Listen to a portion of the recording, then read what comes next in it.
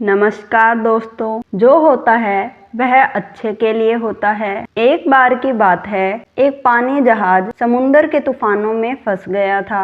पानी जहाज और उसके सभी यात्री डूब गए, केवल एक को छोड़कर। ईश्वर की कृपा से वह बच गया और तैरते तैरते छोटे से टापू में पहुंच गया। वहां वह ईश्वर से प्रार्थना करने लगा, हे ईश्वर, कोई मुझे यहाँ बचाने के लिए आ जाए। पूरा दिन गुजर गया पर कोई उसे बचाने के लिए नहीं आया। फिर वह रात को रेत में ही सो गया। दूसरे दिन उसने फिर प्रार्थना किया पर कोई उसे बचाने के लिए नहीं आया। इस तरह से दिन गुजरते गए।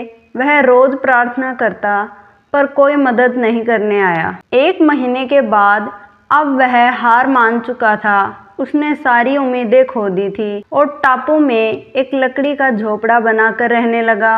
वह नारियल का पानी पीता, जंगल के फल खाता और मछलियों का शिकार करके खाता था। एक दिन वह मछली पकाने के लिए चूल्हा जलाया, तब लकड़ियां खत्म हो गई। वह लकड़ियां लेने के लिए बाहर गया और जब वह लौटकर आया तो उसके झोपड़े में आग लग चुकी थी। यह देख वह बहुत उदास हुआ और ईश्वर को कोसने लगा। उसने कहा, ईश्वर, आप बहुत निर्दयी हो। मैंने मदद मांगी, आपने मदद नहीं भेजी। मैंने रहने के लिए झोपड़ा बनाया, आपने उसे भी जला दिया। ईश्वर, आप बहुत निर्दयी हो। वह पूरा दिन ईश्वर को कोसते रहा। रात हो गई और वह बाहर रेत में ही सो गया। सवेरे जब उसकी नींद खुली तब उसने एक बड़े से पानी जहाज को सामने पाया।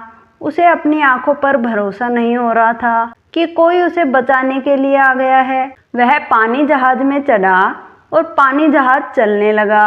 उत्सुकतावश उसने जहाज के कैप्टन से पूछा, आपको कैसे पता चला कि इस सुनसान टापू पर मैं फंसा हुआ हूँ? कैप्टन ने कहा, कल आपने ही तो फायर सिग्नल भेजा था। इस पर उस आदमी ने कहा, पर मैंने तो कोई फायर सिग्नल नहीं भेजा था। फिर उसे अपने जलते हुए झोपड़े की याद आई और वह समझ गया कैप्टन ने उसके जलते हुए झोपड़े को फायर सिग्नल समझ लिया है। उसे एहसास हुआ कि झोपड़े में आग लगना ईश्वर का ही प्लान था ताकि वह उस टापू से निकल सके। अब वह ईश्वर का शुक्रिया अदा करने लगा। दोस्तों, हम अपने सीमित बुद्धि से दुनिया को देखते हैं और ईश्वर के प्लान को समझ नहीं पाते हैं। जब भी बुरा वक्त आता है हम ईश्वर को कोसने लगते हैं, जबकि हमें ईश्वर पर विश्वास रखकर अपने कर्म करते रहना चाहिए। जब भी बुरा वक्त आए तो हमेशा याद रखना, इसमें भी ईश्वर ने आपके लिए कुछ बेहतर सोच रखा है जो सही समय आने पर